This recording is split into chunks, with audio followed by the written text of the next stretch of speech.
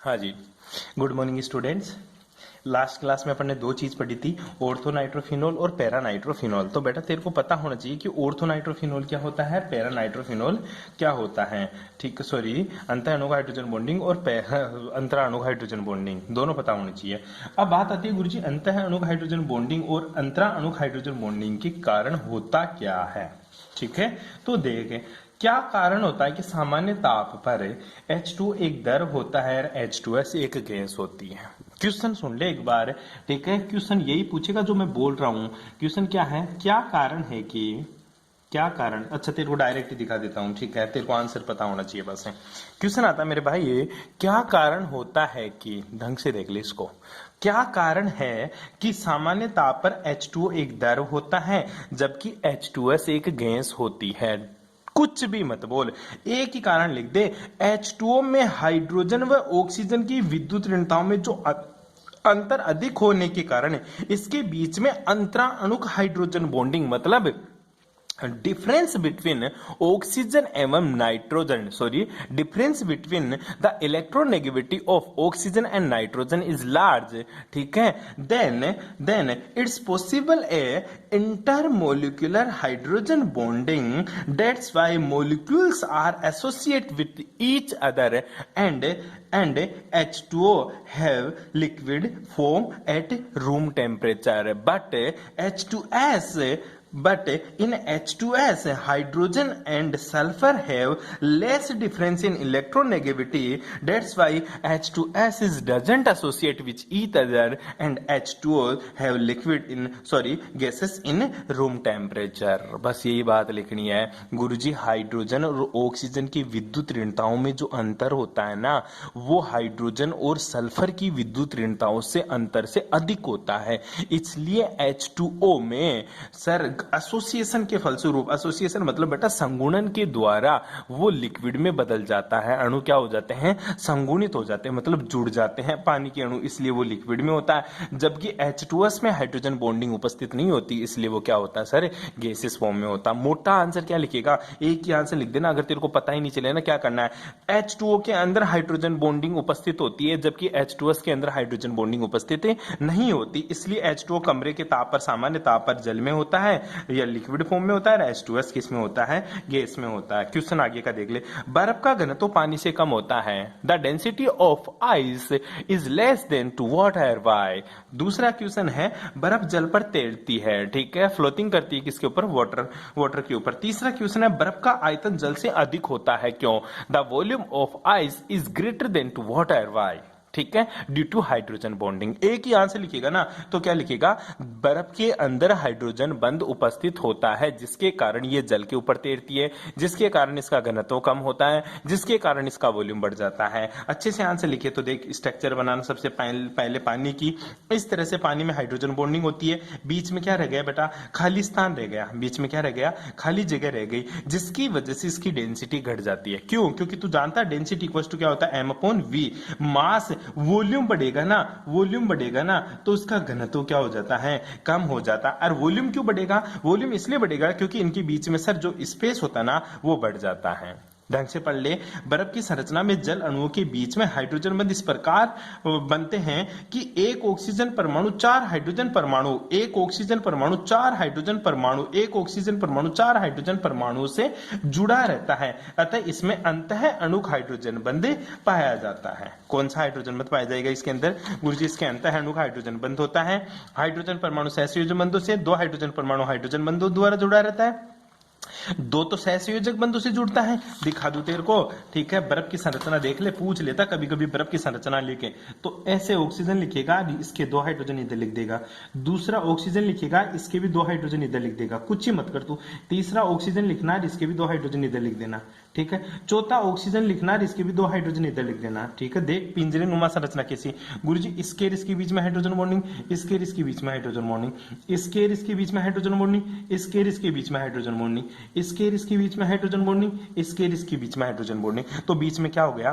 खाली जगह आ गई। बीच में क्या आ गई बेटा, खाली जगह आ गई। जिसलिए तेरे को पता है खाली जगह, आयतन तो घेर लिया लेकिन बीच में कुछ ही नहीं है गुरुजी, खोखला है। और खोखला है तो तू जानता है डी इक्वल टू क्या होता है, एम अपॉन वी। गुरुजी आयतन तो बढ़ गया क्योंकि खोखला है, तो घनत्व क्या हो जाएगा, घट जाएगा, इसीलिए बर्फ जल के ऊपर तैरती है। इसमें से ध्यान रखना, एक ऑक्सीजन परमाणु ये रहा, ठीक है, इसकी बात करूं तो ये तेरा ऑक्सीजन परमाणु दो तो सहसंयोजक बंध रखता है, कोवेलेंट बॉन्ड रखता है दो हाइड्रोजन के साथ, तो और दो हाइड्रोजन के साथ कौन सा बॉन्ड बनाता है बेटा, हाइड्रोजन बॉन्ड बनाता है। ठीक है, तो एक ऑक्सीजन परमाणु दो हाइड्रोजन बॉन्ड बनाता है और दो कोवेलेंट बॉन्ड बनाता है, यही बात इसमें लिखी हुई है, देख ले। दो हाइड्रोजन परमाणु सहसंयोजक बंध से और दो हाइड्रोजन परमाणु हाइड्रोजन बंध द्वारा जुड़े होते हैं। इस प्रकार बर्फ की संरचना खुले पिंजरे या गुफा जैसी संरचना बन जाती है। इस प्रकार आयतन तो बढ़ जाता है, वॉल्यूम तो बढ़ जाता है, और वॉल्यूम बढ़ने के कारण बर्फ का जो डेंसिटी होती है वो घट जाती है, इसलिए बर्फ जल के ऊपर तैरती है। ऐसा क्वेश्चन तू लिख के आएगा बेटा। दूसरा क्वेश्चन क्या बनता है, हेलाइड, हाइड्रोजन हेलाइड की बॉन्ड स्ट्रेंथ। ठीक है, बॉन्ड स्ट्रेंथ की बात करूं ना, समझना एक बात के लिए, दो क्वेश्चन है, एक तो बॉन्ड स्ट्रेंथ, पहला क्वेश्चन क्या है, बॉन्ड स्ट्रेंथ। ठीक है, बॉन्ड स्ट्रेंथ का मतलब क्या होता है, इसको बोलते हैं बंध सामर्थ्य। ठीक है, दूसरा क्वेश्चन क्या बनता है बता, एसिडिक स्ट्रेंथ, एसिडिक स्ट्रेंथ। ठीक है, एसिडिक स्ट्रेंथ का मतलब क्या होता है, अम्लीय सामर्थ्य। ठीक है, अम्लीय सामर्थ्य का मतलब क्या होता है गुरुजी, अम्ल। ठीक है, मतलब कौन ज्यादा अम्ल होगा। बॉन्ड सामर्थ्य का मतलब होता है बंध कौन सा मजबूत होगा। ठीक है, ये बात आप लोगों को ध्यान रखनी है। क्वेश्चन किसका पूछता है, एक तो देगा तेरे को HF और दूसरा देगा तेरे को HCl, तीसरा देगा तेरे को HBr और चौथा देगा तेरे को HI। ठीक है, बॉन्ड दे भी सकता, नहीं भी दे सकता, डायरेक्ट भी लिख सकता है। ध्यान रखना इसके बारे में। गुरुजी इधर से इधर जाता हूं ना, किधर से किधर गुरुजी, लेफ्ट से राइट की तरफ जाता हूं ना, तो साइज बढ़ती है। किसकी बढ़ती है, साइज बढ़ती है, किसकी, हेलोजन की साइज बढ़ती है। किसकी बढ़ती है बेटा, हेलोजन की। फ्लोरीन, क्लोरीन, ब्रोमीन, आयोडीन, ऊपर से नीचे गया तो साइज बढ़ जाएगी। ध्यान देना, ये हाइड्रोजन तो इतना है, ठीक है, फ्लोरीन उस टाइम पे सर इतना ही था, हाइड्रोजन का साइज तो अभी भी उतना ही है, लेकिन क्लोरीन का साइज बढ़ गया। सर हाइड्रोजन का साइज तो अभी भी उतना ही है, ठीक है, ब्रोमीन का साइज बढ़ गया। ठीक है, हाइड्रोजन का साइज तो सर अभी भी उतना ही है, आयोडीन का साइज बढ़ गया। ठीक है, मतलब गुरुजी इसका तो साइज सेम रहता है लेकिन हेलोजेंस का साइज बढ़ जाता है। ध्यान देखना बेटा, बॉन्डिंग होती है हमेशा बराबर वालों के बीच में, एक छोटा और दूसरा बड़ा हो, ठीक है, तो उनके बीच में बॉन्डिंग अच्छी नहीं होती। क्या नहीं होती बेटा, उनके बीच में बॉन्डिंग अच्छी नहीं होती। तो तुम्हें भी अगर बॉन्ड बनाना है तो हमेशा बराबर वालों के बीच में ही बॉन्ड बनाना जी। ठीक है, तो इसका साइज छोटा और इसका साइज बड़ा, तो इन दोनों के बीच में बॉन्डिंग कमजोर रहेगी। क्या रहेगी बेटा, कमजोर रहेगी। थोड़ा सा किसी ने जोर लगा दिया ना तो इनकी बॉन्डिंग टूट जाएगी। टूट जाएगी तो क्या हो जाएगा गुरुजी, ये H+ की फॉर्म में बाहर निकल जाएगा, या I- रहेगा। इन दोनों के बीच में बॉन्डिंग इसकी तुलना में थोड़ी प्रबल रहेगी, क्योंकि ये छोटा है, बड़ा है, लेकिन इसकी तुलना में कम बड़ा है। ये सबसे ज्यादा बॉन्डिंग किसके बीच में होगी गुरुजी, HF के बीच में बॉन्डिंग मस्त वाली रहेगी, क्योंकि फ्लोरीन का भी साइज छोटा, हाइड्रोजन का भी साइज छोटा, तो दोनों के बीच में बॉन्डिंग क्या होती है गुरुजी, मजबूत बॉन्डिंग होगी। और इस बॉन्ड को तोड़ने के लिए तेरे को पसीने निकालने पड़ जाएंगे, मतलब इस बॉन्ड को तोड़ने के लिए तेरे को बहुत ज्यादा एनर्जी देनी पड़ेगी, एनर्जी देना पड़ेगी। तो इस बंध का सामर्थ्य तो सबसे ज्यादा होगा, मतलब बॉन्ड की स्ट्रेंथ सबसे ज्यादा HF की रहेगी और बॉन्ड की स्ट्रेंथ सबसे कम किसकी रहेगी, HI की रहेगी। ठीक है, जो जल्दी H+ देगा, जो जल्दी बॉन्ड टूटेगा ना, वो उतना ही ज्यादा अम्लीय होगा। क्या HF जल्दी टूटेगा, नहीं गुरुजी, HI जल्दी टूटेगा। तो सबसे ज्यादा अम्लीय कौन सा होगा, HI होगा। सबसे ज्यादा अम्लीय कौन सा होगा, HI। तो ध्यान दे दे, इधर से इधर जाएगा तो साइज बढ़ती है, साइज बढ़ती है तो बेटा ध्यान रखना एसिडिक की स्ट्रेंथ बढ़ती है।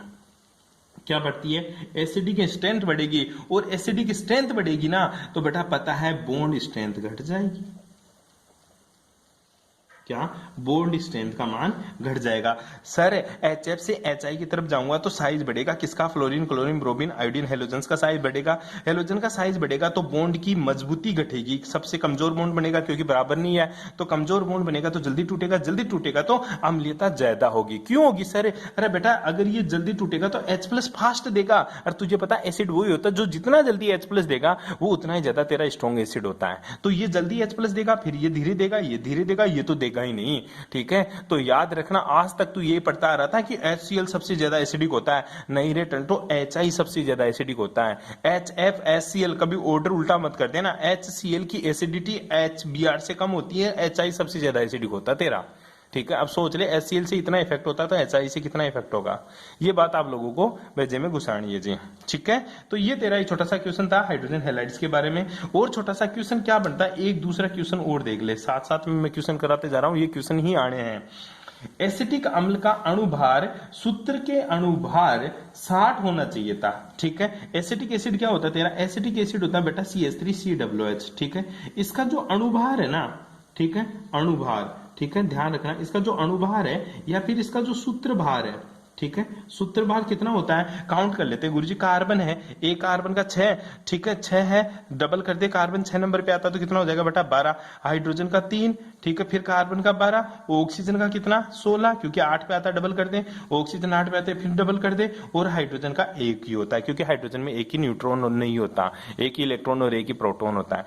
टोटल काउंट करेगा तो इसका अणुभार कितना आ जाता है गुरुजी, 60 आ जाता है। कितना आ जाता है बेटा, 60 आ जाता है। लेकिन जब तू इसको, ये तो कैलकुलेट करा तो 60 आया, लेकिन जब तू इसका एक्सपेरिमेंटली मान देखता है ना, मतलब प्रयोग से इसका मान देखता है ना, तो इसका अणुभार 120 नजर आता है तेरे को। लैब के अंदर जब तू इसका एसिटिक एसिड का मोलिकुलर वेट निकालने जाता है तो इसका अणुभार कितना आता है, 120 है। और वैसे फॉर्मूले से पता चल रहा है इसका अणुभार कितना आना चाहिए, 60। तो ऐसा क्यों हुआ, क्योंकि गुरुजी एसिटिक एसिड में हाइड्रोजन बॉन्डिंग उपस्थित होती है। क्या होती है बेटा, हाइड्रोजन बंध उपस्थित होता है, जिसकी वजह से इसमें संगुणन हो जाता है। संगुणन मतलब एसोसिएट हो जाता है। कैसे, देख, ये CH3, ये मेरा C, और ये डबल बॉन्ड O, और ये मेरा OH, इधर भी दूसरा अणु आ जाता है, इससे क्या हो जाता है गुरुजी, चिपक जाता है। कैसे, ये तो गुरुजी OH और ये डबल बॉन्ड O, इन दोनों के बीच में क्या आ जाती है बेटा, इन दोनों के बीच में गुरुजी हाइड्रोजन बॉन्डिंग आ जाती है। क्या आ जाती है, हाइड्रोजन बॉन्डिंग। इस तरह से इसका क्या हो जाता है गुरुजी, इस तरह से इसका संगुणन हो जाता है। क्या आ जाता है, संगुणन हो जाता है। संगुणन मतलब इसका एसोसिएशन हो जाता है। क्या हो जाता है, इसका एसोसिएशन हो जाता है। एसोसिएशन होने की वजह से, मतलब क्यों हुआ, क्योंकि गुरुजी इसमें क्या आ जाती है, हाइड्रोजन बॉन्डिंग आ जाती है। क्या आ जाती है बेटा, इसमें हाइड्रोजन बॉन्डिंग आ जाती है, जिसकी वजह से इसमें एसोसिएशन हो जाता है। क्या हो जाता है, एसोसिएशन। इसलिए इसका अणुभार कितना आएगा, 1 का 60, और इसका भी कितना है बेटा 60। तो टोटल इसका मोलिकुलर वेट, अणुभार को क्या बोलेंगे, मोलिकुलर वेट। जो मोलिकुलर वेट आएगा इसका बेटा, वो कितना हो जाता है, 120 हो जाता है। बैठ गई बात समझ में। ये क्वेश्चन बार बार पूछा हुआ है। एसिटिक अम्ल का अणुभार सूत्र के अनुसार 60 होना चाहिए, जबकि प्रयोगों द्वारा इसका 120 प्राप्त होता है। ऐसा क्यों, क्योंकि गुरुजी एसिटिक एसिड में अंतः अणुक हाइड्रोजन बॉन्डिंग या अंतराणुक हाइड्रोजन बॉन्डिंग, गुरुजी अंतराणुक hydrogen bonding, intermolecular hydrogen bonding उपस्थित होने के कारण, लिखेगा ये बात है, इंटरमोलिकुलर हाइड्रोजन बॉन्डिंग उपस्थित होने के कारण, इंटरमोलिकुलर हाइड्रोजन बॉन्डिंग उपस्थित होने के कारण इसका अणुभार 120 देखने को मिलता है। बैठ गई बात समझ में, अरे बैठ गई बात समझ में। ये क्वेश्चन था तेरे इंटरमोलिकुलर हाइड्रोजन बॉन्डिंग के। अब बात आती है गुरुजी इंट्रामोलिकुलर हाइड्रोजन बॉन्डिंग की, कोई क्वेश्चन नहीं है। इंट्रामोलिकुलर, ठीक है, इंट्रामोलिकुलर मतलब एक ही अणु के बीच में उपस्थित हाइड्रोजन बॉन्डिंग। क्वेश्चन सुन ले, क्वेश्चन आता है ऑर्थोनाइट्रोफिनोल का मेल्टिंग पॉइंट किसका है, ऑर्थोनाइट्रोफिनोल का जो मेल्टिंग पॉइंट है, ऑर्थोनाइट्रोफिनोल का जो मेल्टिंग पॉइंट मतलब गलनांक होता है, ये पैरानाइट्रोफिनोल से, किससे रे, पैरानाइट्रोफिनोल से कम होता है। क्यों, ऑर्थोनाइट्रोफिनोल का गलनांक पैरानाइट्रोफिनोल की तुलना में कम होता है, क्यों, ठीक है। स्ट्रक्चर बना ऑर्थोनाइट्रोफिनोल, ऑर्थोनाइट्रोफिनोल ये रहा गुरुजी OH, ठीक है। ये तो मैंने क्या बना लिया बेटा, फिनोल बना लिया। क्या बना लिया, फिनोल। ऑर्थो पे जिसे में नाइट्रो ग्रुप लगा दे, N डबल बॉन्ड O, और ये मतलब NO2 लगा दिया। पैरानाइट्रोफिनोल क्या होता है, ध्यान से देखना बेटा, पैरानाइट्रोफिनोल, पैरानाइट्रोफिनोल को मैं ऐसे लिख दूं तो कोई प्रॉब्लम है क्या तेरे को, ठीक है। ये ले गुरुजी, ये तो OH है मेरा, ठीक है, क्या है OH, और यहाँ पे क्या लगा दूं, NO2, क्या लगा दूं, NO2, तो N डबल बॉन्ड O, और ये क्या लगा दिया, ऑक्सीजन, ठीक है। अब दूसरा ऑर्थोनाइट्रोफिनोल लगा देता हूं मैं, ठीक है। ये ले गुरुजी, ऊपर तो बेटा मैं लगा दिया NO2, उल्टा कर दे कोई प्रॉब्लम नहीं है, ये ले, ठीक है, और नीचे क्या लगा दे, OH लगा दे, क्या लगा दे, OH लगा दे, कोई प्रॉब्लम नहीं है। अब फिर से दूसरे को उल्टा कर दे, वो ऑर्थो है। अब की बार यहां से बोल दूंगा ये दोनों ऑर्थो, ये दोनों मेटा, और ये क्या है मेरा पैरा, उल्टा कर दे, कोई प्रॉब्लम नहीं है। ये तो गुरुजी मेरा ऑर्थो, ये क्या है मेरा मेटा, और ये कौन सी पोजीशन है, पैरा, ये भी ऑर्थो नाइट्रोफिनॉल। फिर से मैंने इसको उल्टा कर दिया, तो नीचे क्या आ जाएगा N, ठीक है, नीचे क्या आ जाएगा तेरा, वही बात है गुरुजी, N डबल बॉन्ड O, और ये ऑक्सीजन, ठीक है, और यहाँ पे क्या आ जाएगा गुरुजी, यहाँ पे आ जाएगा सर मेरा O, और ये क्या आ जाएगा गुरुजी H, ठीक है। अब देख, ध्यान से देखना, इन दोनों के बीच में हाइड्रोजन बॉन्डिंग, इन दोनों के बीच में हाइड्रोजन बॉन्डिंग, इसको इधर कर दूं तो इन दोनों के बीच में हाइड्रोजन बॉन्डिंग, ठीक है। ये जो हाइड्रोजन बॉन्डिंग है ना बेटा, ये जो हाइड्रोजन बॉन्डिंग है, इन दोनों के बीच में जो हाइड्रोजन बॉन्डिंग है वो कौन सी है गुरुजी, इन दोनों के बीच में है बेटा अंतः अणुक हाइड्रोजन बॉन्डिंग, ठीक है। और यहां पे जो हाइड्रोजन बॉन्डिंग है वो क्या है, अंतराणुक हाइड्रोजन बॉन्डिंग, ठीक है। इसमें तो अंतःअणुक, इसमें क्या है अंतराणुक। बस यही कारण है कि इसका मेल्टिंग पॉइंट हमेशा ही कम होता है, किससे, पैरा नाइट्रोफिनोल से, किससे रे, पैरा नाइट्रोफिनोल से। ऑर्थो नाइट्रोफिनोल में अंतःअणुक हाइड्रोजन बॉन्ड होती है, बॉन्डिंग होती है, जबकि पैरा नाइट्रोफिनोल में अंतराणुक हाइड्रोजन बॉन्डिंग होती है। इसलिए इसका मेल्टिंग पॉइंट और बॉइलिंग पॉइंट, इसका गलनांक और क्वथनांक हमेशा ही ऑर्थो नाइट्रोफिनोल से ज्यादा होता है, क्योंकि इसमें मोलिक्यूल ज्यादा है, मोलिकुलर वेट बढ़ गया ना, यहाँ तो एक ही था, यहाँ बहुत सारे हो गए, यहाँ तो एक ही था और यहाँ क्या हो गए, बहुत सारे हो गए, इसलिए इसका मेल्टिंग पॉइंट और बॉइलिंग पॉइंट बढ़ जाता है। कर लेगा, सिंपल सी बात थी, ठीक है। अरे बैठ गई बात समझ में।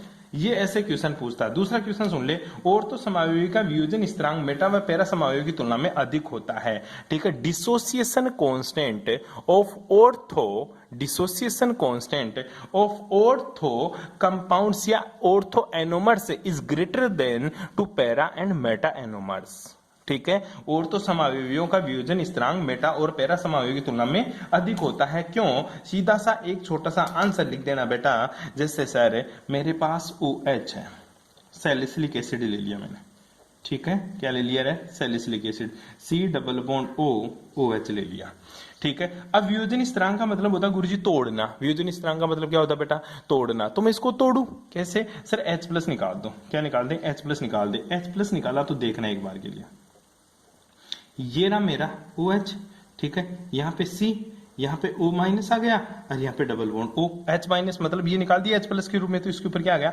माइनस। अब इन दोनों के बीच में क्या आ जाता है गुरुजी, इन दोनों के बीच में हाइड्रोजन बॉन्डिंग हो जाती है। कौन सा था, ऑर्थो समायोगी, ठीक है, ऑर्थो सैलिसिलिक एसिड था, ठीक है, ऑर्थो एसिड था तेरा, ठीक है। दूसरा गुरुजी मैं पैरा ले लेता हूं या मेटा ले लेता हूं। जैसे मैं बात करूं, ये OH है, ठीक है, ये ले C double bond O, OH, ये कौन सा है मेरा, मेटा, कौन सा है मेटा। वियोजन स्थिरांक कर दे, H प्लस निकाल दे, निकालने के बाद में क्या होगा गुरुजी, कुछ ही ना हो, ठीक है, ये ले OH, ठीक है, और यहाँ पे C, ये ले O के ऊपर माइनस है, और ये डबल बॉन्ड O, ठीक है। तू बोलेगा गुरुजी इनके बीच में हाइड्रोजन, अरे बेटा दूर पड़ गए, ये बहुत दूर दूर हो गए, बीच में एक कार्बन आ गया, तो इन दोनों के बीच की डिस्टेंस बढ़ जाती है। तो ध्यान देना, ऑर्थो समायोगियों का जो वियोजन स्थिरांक है, वियोजन स्थिरांक मतलब डिसोसिएशन कांस्टेंट Ka, ठीक है, इसको 1 दे दूं और इसको Ka2 दे दूं, इसको बोलते हैं वियोजन स्थिरांक। ऑर्थो समायोगियों का जो वियोजन स्थिरांक है Ka1, ठीक है, इसका मान हमेशा ही ज्यादा होता है Ka2 से, क्यों, क्योंकि सर ऑर्थो समायोगियों में H प्लस देने के बाद में हाइड्रोजन बॉन्डिंग द्वारा ये मॉलिक्यूल्स स्टेबल हो जाता है, जबकि पैरा और मेटा पोजीशन में H प्लस देने के बाद में मॉलिक्यूल्स स्टेबल नहीं होता, इसलिए इसका वियोजन स्थिरांक का मान ज्यादा होता है, इसलिए इसके वियोजन स्थिरांक का मान क्या होता है बेटा, ज्यादा होता है। ऐसे क्वेश्चंस आते हैं, एक दो क्वेश्चन एरो हैं, वो पढ़ेंगे अपन नेक्स्ट क्लास में। Thanks for cooperation.